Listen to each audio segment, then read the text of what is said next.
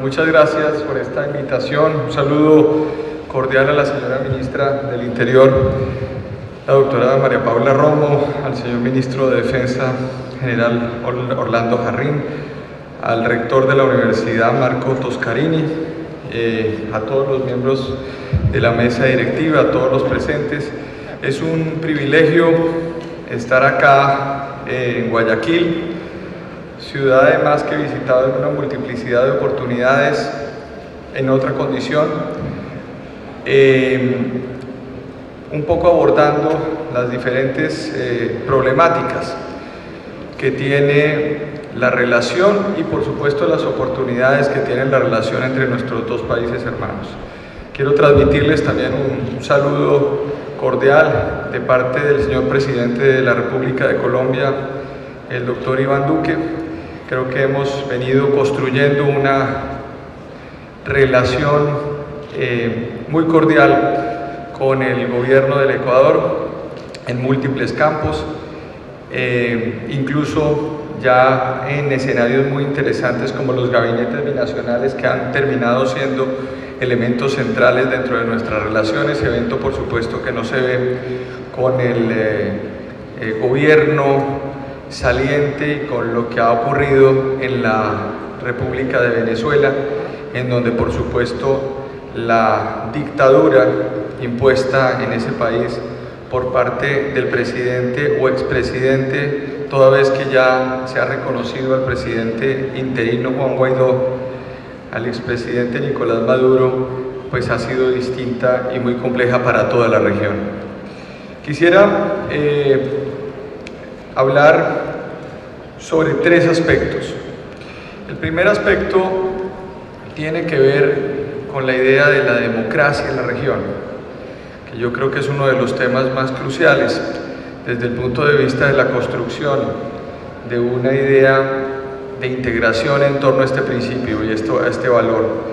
Un segundo tema en torno a los derechos humanos y nuestro trabajo relativo a las fronteras que tenemos no solamente de Colombia con Venezuela, sino que son más de 2.200 kilómetros de frontera, sino también la frontera nuestra, colombo-ecuatoriana.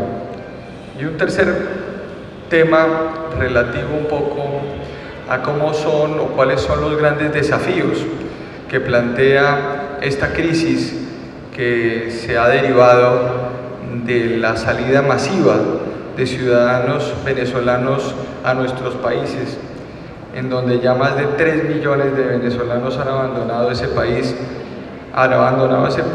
en el marco del hambre, en el marco de las necesidades, en el marco de las injusticias que produce un régimen dirigido por un sátrapa como el señor Nicolás Maduro.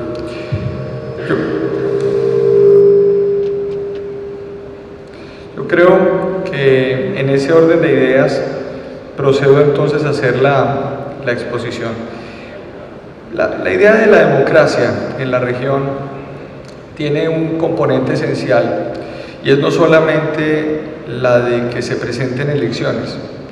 Creo que nosotros hemos sido en América Latina, después de cierto tiempo, especialmente después de la caída del muro de Berlín y después de la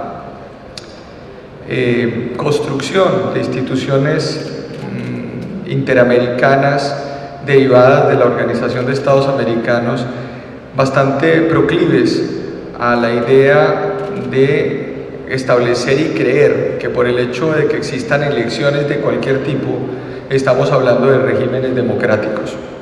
Yo creo que los regímenes democráticos no solamente están atados a las elecciones libres, sino también están atados al ejercicio permanente de la democracia por parte de la ciudadanía.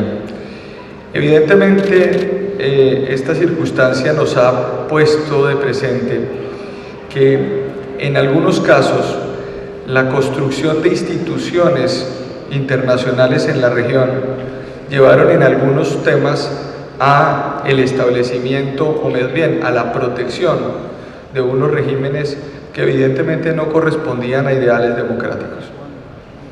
Lo vimos claramente cuando se estableció UNASUR en donde UNASUR terminó siendo utilizada como una mampara, como un mecanismo para básicamente justificar una serie de violación de derechos fundamentales, por ejemplo en el caso de Venezuela. Y eso evidentemente nos tiene que plantear una serie de reflexiones en torno a lo que fue el llamado socialismo del siglo XXI. Ese socialismo del siglo XXI que básicamente lo que hacía era establecer la premisa de pan para hoy, hambre para mañana. Ha sido una de las características de una región que evidentemente ha empezado a dar vuelta a esa idea. Nosotros hemos pensado que evidentemente en el marco de estas estructuras los principios o el principio de libertad económica, de innovación, de creatividad, de economía naranja, la posibilidad de que nuestros ciudadanos puedan generar riqueza, es la única alternativa para poder equilibrar nuestras sociedades en la medida en que si se genera riqueza, pues habrá la posibilidad siempre de poder redistribuir eso y equilibrar nuestras sociedades.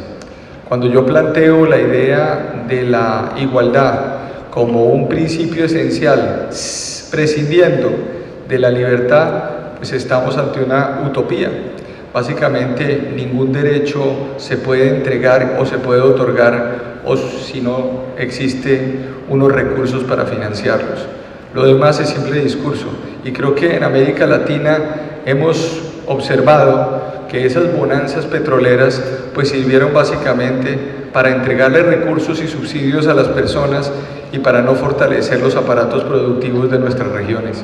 Todo esto evidentemente ni siquiera amerita mayores discusiones teóricas, sino el caso de Venezuela es uno de esos casos que evidentemente se ponen al frente en el marco de estas realidades, estableciendo por supuesto la constatación de que cuando el señor Hugo Chávez recibía $100 por barril, gastaba 200, conforme a los estudios que por ejemplo ha hecho el economista Ricardo Hausmann.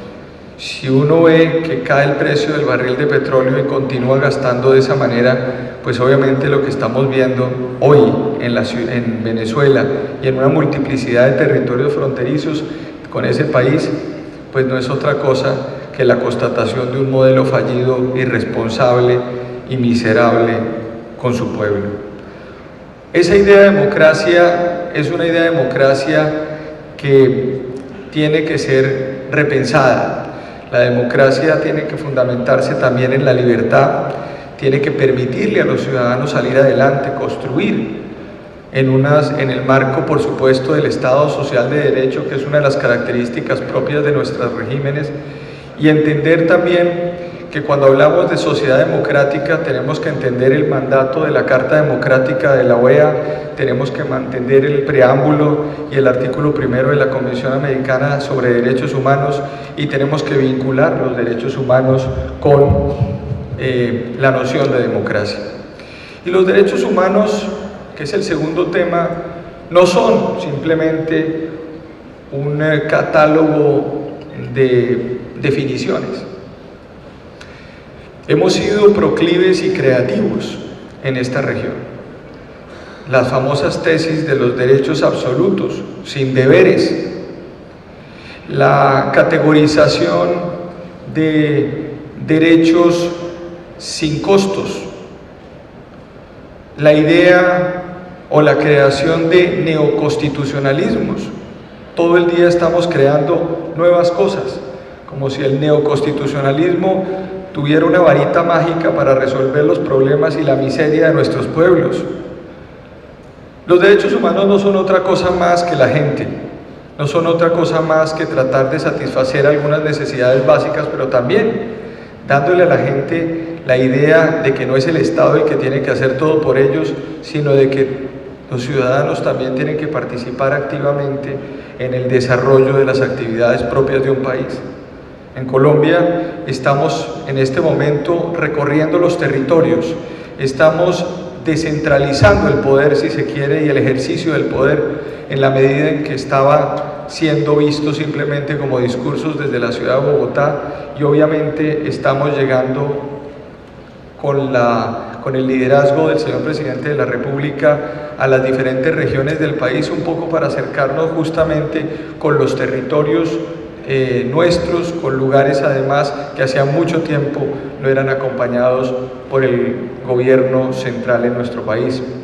Esa idea de derechos humanos estamos acompañándolo en Colombia con una gran estrategia nacional que se establecerá además en todo el territorio, y es la idea de que los derechos tienen que ser acompañados de los deberes. Por eso estamos hablando de derechos y deberes humanos, para que la ciudadanía también entienda que aquí hay unos compromisos y que hay un carácter institucional.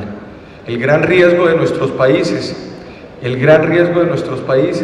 tiene que ver necesariamente con la idea no de que cambien los gobiernos y de que se estructuren nuevas ideas democráticas al interior de los gobiernos. El gran riesgo de nuestros países es que aparezcan movimientos institucionales, es que aparezcan grupos que están tratando básicamente de desestructurar las instituciones de nuestros países. Es que aparezca la idea de que a cada momento aparezca siempre la varita mágica diciendo: les tengo una nueva constitución para resolver el país. O simplemente la idea de decir, como una institución no sirve, hay que acabarla, sin ni siquiera entender cuál es la dinámica institucional de esa corporación. Yo creo que tenemos que dejar de creer en esas fantasías y tratar de simplemente entender que nuestros países se construyen en el marco de las lógicas, de las dinámicas institucionales. Y por eso yo celebro esta reunión, porque básicamente aquí estamos viendo una reunión con las autoridades de este país, con nuestras autoridades, siempre con un vínculo con la universidad, con la sociedad civil, con las fuerzas, a quienes saludo de forma muy especial y muy afectuosa, las fuerzas de la República Hermana del Ecuador, que también han cumplido una labor importante en la protección de la institucionalidad de este país. Creo que esos son dos temas cruciales en el marco de estas relaciones, y sobre esos principios se ha venido estableciendo una relación muy fecunda con el gobierno de Colombia.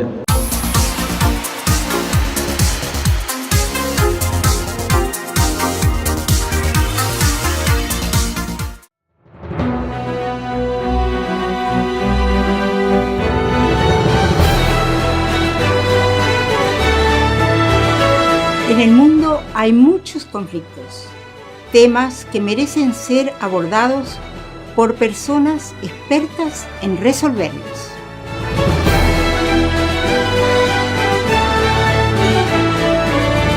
Los trataremos aquí, con análisis y pasión. Soy Nelsa Curbelo, los espero todos los lunes 12 del día aquí en Max TV.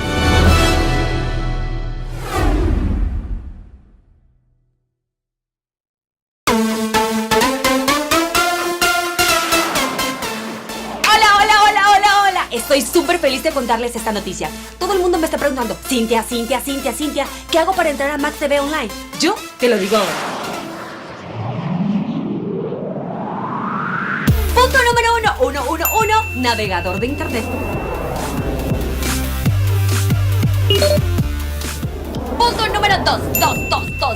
Debes visitar www.maxtvonline.com. Paso número 3, 3, menú, que está en la barra superior izquierda. Ahí vas a ver una serie de opciones.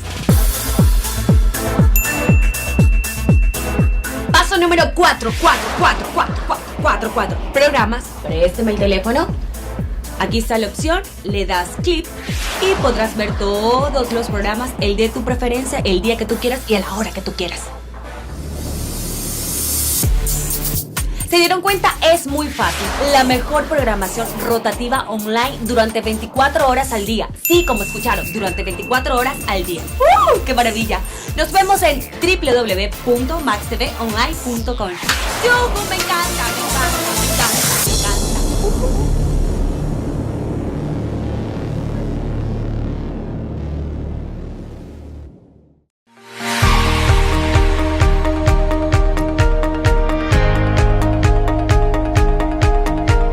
Hola amigos, esta es una invitación para nuestro nuevo espacio, Hablemos de. ¿Y de qué vamos a hablar? De la familia, de gastronomía, de cultura, de modales, de salud y muchos otros temas más de interés para usted.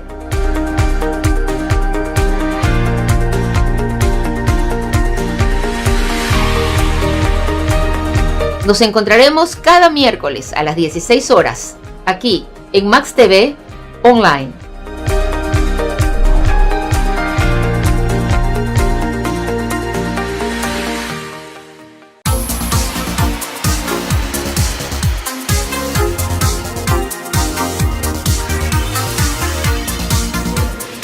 A partir de ahí, hemos venido entonces enfrentando una situación que es el tercer tema, y ese tercer tema tiene que ver con la crisis migratoria con Venezuela. Esta crisis migratoria no es de Colombia. Justamente el 7 de agosto, momento en el cual el presidente Iván Duque asumió el poder en nuestro país, se estableció con el señor canciller Carlos Holmes Trujillo y desde mi oficina, con la colaboración también de la Dirección de Migración Colombia, una estrategia para poder mostrarle al mundo lo que estaba ocurriendo en esa frontera.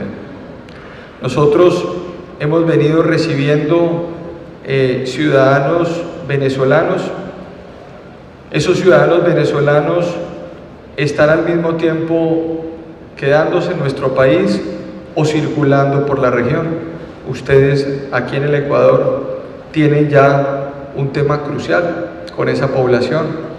No solamente Ecuador, Perú también. Chile ha asumido hasta cierto punto también unos compromisos con esa población. Argentina, Uruguay, la frontera con Brasil en Roraima también ha sufrido los embates de una expulsión a la hora de la verdad masiva por parte de un régimen despótico como el que existe allá. Todas esas circunstancias tocaba decirlas por su nombre, tocaba dejar los eufemismos, tocaba simplemente dejar de lado esa idea de que no se puede hablar por cuenta de un principio de autodeterminación de los pueblos. ¿Quién dijo que el principio de autodeterminación de los pueblos permite entender que uno puede utilizar ese principio para pulverizar los derechos fundamentales de su propia gente y para afectar los derechos fundamentales también de los ciudadanos de otros países frente a estas situaciones? Yo creo que tenemos que entender eso, y el 7 de agosto cuando llegamos lo primero que hicimos fue comunicarle a la comunidad internacional lo que estábamos viendo. Colombia, el doctor Christian Kruger dará las cifras concretas, pero en Colombia básicamente están entrando al país entre 50.000 y 60.000 ciudadanos de Venezuela diariamente en una inmigración pendular. Muchos de ellos llegan, desayunan, almuerzan y cenan en nuestra frontera y retornan. De ese grupo, 4.000 se están quedando diariamente en Colombia, 4.000 diariamente en Colombia para vivir en Colombia, y otros 4.000 están saliendo hacia la frontera sur, hacia hasta el puente de Rumichaca, y están entrando a la hermana República del Ecuador. Y de ahí muchos de ellos también siguen su camino, se establecen aquí en el Ecuador y otros siguen hacia Perú, y así sucesivamente. El desafío es enorme, el desafío es enorme. Poblaciones y ciudades que hoy tienen un 20%, 25% de sobrepoblación, una circunstancia que está generando también inconvenientes con las poblaciones locales. Pero Colombia optó por un camino también, y es el siguiente: Colombia no cerró sus fronteras, Colombia le sigue dando la mano también a estas poblaciones en la medida en que, por supuesto, hay que buscar la salida del tirano de ese país. No es posible simplemente que esto se mantenga eternamente, pero tampoco podemos actuar de una forma en la cual ni siquiera entendamos las caracterizaciones de la migración.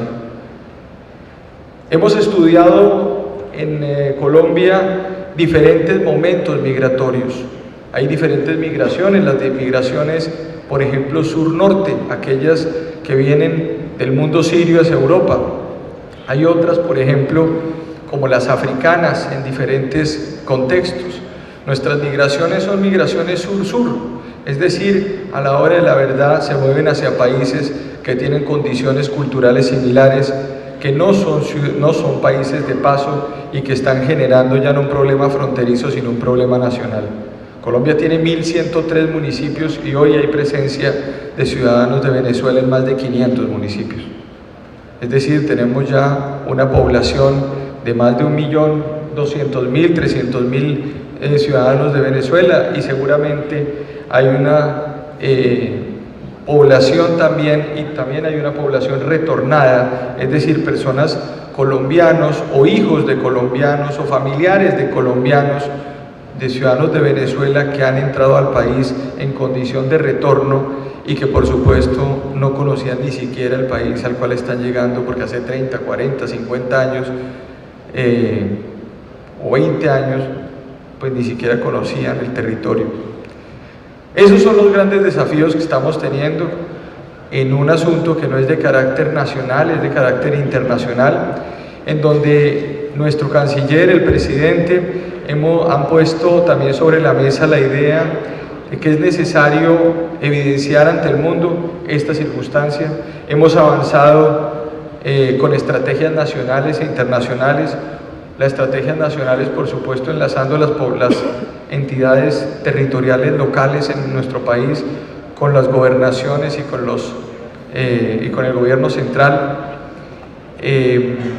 Hemos puesto en conocimiento y avanzado en una estrategia con la Organización de Estados Americanos para acompañar esa frontera y para verificar lo que está ocurriendo. Como les decía, tenemos más de 2.200 kilómetros y nosotros tenemos que ser inteligentes en la manera de abordar las fronteras. Uno puede poner requisitos de entrada y muchísimos requisitos de entrada a una ciudadanía que ni siquiera tiene con qué sacar ni con qué apostillar un documento en ese país. Y por supuesto que van a entrar de ilegales o van a entrar por las trochas que aparecen en nuestras fronteras de forma masiva. Nosotros hemos venido en eso caracterizando a los ciudadanos, hemos visto que hay algunas potencialidades que podemos aprovechar, lo va a plantear el doctor Kruger. La idea, por ejemplo, de que las cosechas, la cosecha cafetera, la última cosecha cafetera en Colombia fue recogida integralmente por ciudadanos venezolanos. Yo creo que son elementos que uno también puede ver en el marco de las crisis. Uno puede decir, bueno, ¿en qué nos pueden colaborar estas poblaciones? Y al mismo tiempo caracterizarlos, saber quién está vacunado, quién no está vacunado, cuáles son las características de esa población, profesionalización, etcétera, porque es preferible saber a no saber absolutamente nada frente a gente que de todos modos, por la razón que traen, van a entrar a nuestros territorios. Creo que ahí está el desafío que nosotros, por supuesto, hemos tenido. Hemos visto que la situación en el caso de Venezuela se da por cuenta de esa condición democrática inexistente o de esa inexistencia de democracia, y creemos que esto va a seguir aumentando en la medida en que no se resuelva eso. Si se llega a resolver, estamos convencidos, habrá un retorno, ciertamente no del 100%, pero habrá un retorno porque la gente se levantó en noviembre en ese país por cuenta incluso de la fractura familiar que ha vivido.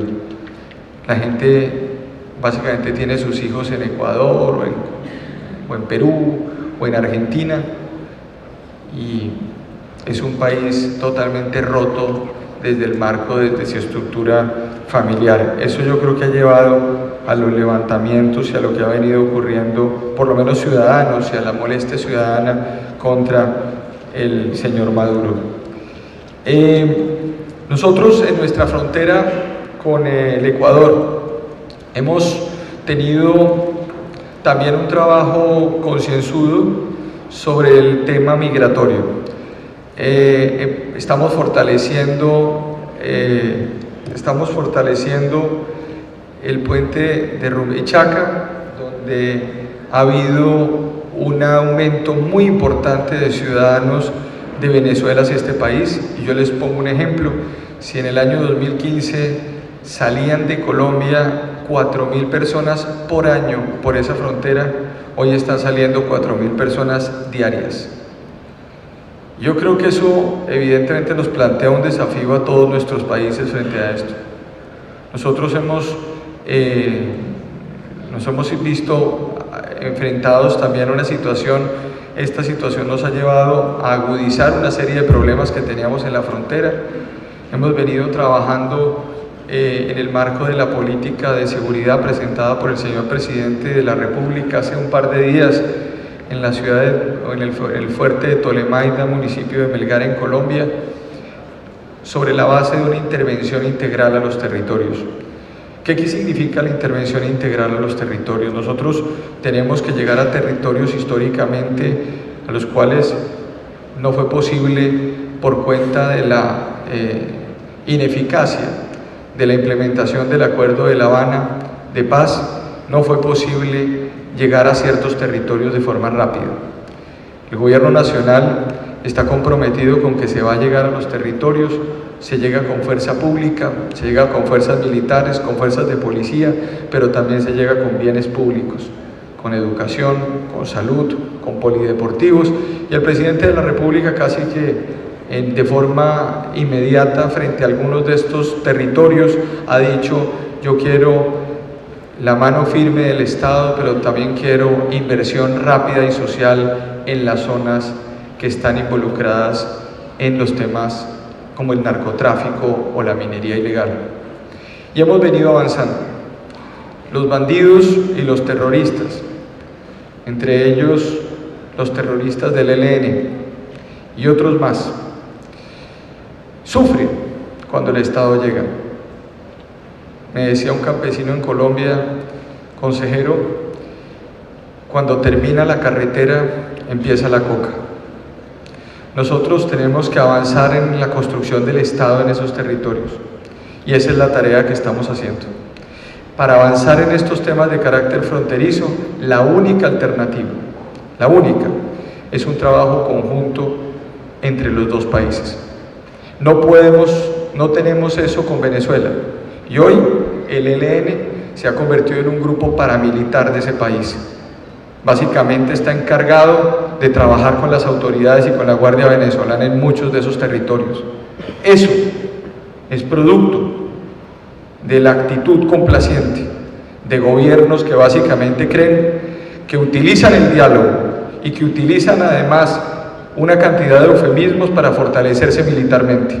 Nosotros hemos creído con firmeza, con claridad, es la posición de nuestro presidente, de que nosotros no vamos a doblegarnos. Hace 20 días, en la ciudad de Bogotá, el ELN puso un carro bomba en una escuela de formación y asesinó a 21 estudiantes cadetes, entre ellos una ciudadana ecuatoriana. Y posteriormente quisieron justificar ese acto como un acto ideológico. El terrorismo no tiene ideologías. El único código para aplicarles a esos sujetos es el Código Penal. Aquí no hay distinciones de ningún tipo.